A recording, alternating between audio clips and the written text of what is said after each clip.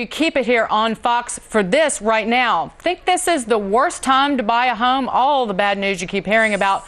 Well, my next guest says, look at all the perks and think again. Builders are pulling out all the stops, from free pools to plasma TVs, and now paying even closing costs. My next guest has been selling homes for decades, and she's never seen anything like it before. Connie Groot is an agent for Coldwell Banker in Beverly Hills. So, Connie, just walk me through some of the perks that the home builders are offering.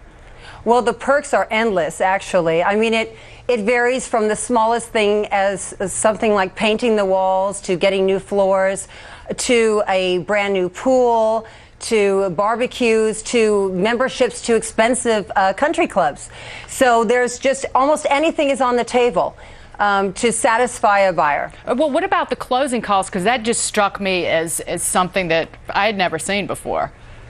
Right. Well, you know, it all comes down to whatever's going to work for the seller.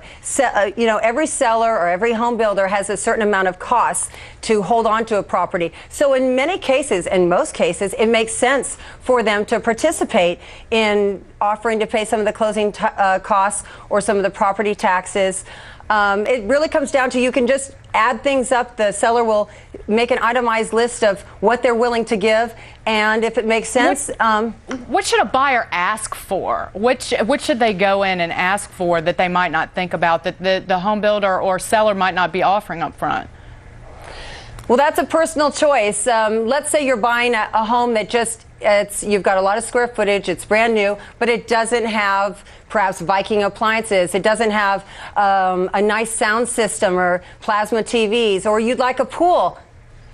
Ask for anything. The worst they can do is say no. Are these incentives helping move homes out in California, which is one of the hardest hit home markets?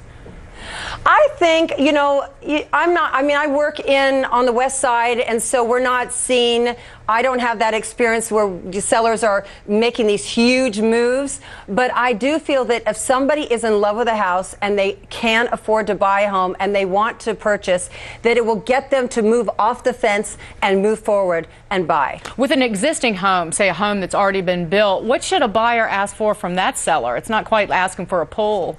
Got any ideas? Right. Right. No, very, very good point. A lot of times sellers have elected to leave their sound system, their stereo, their plasma TV.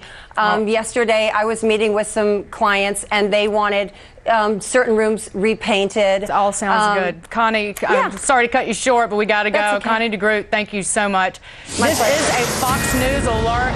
Idaho Senator Larry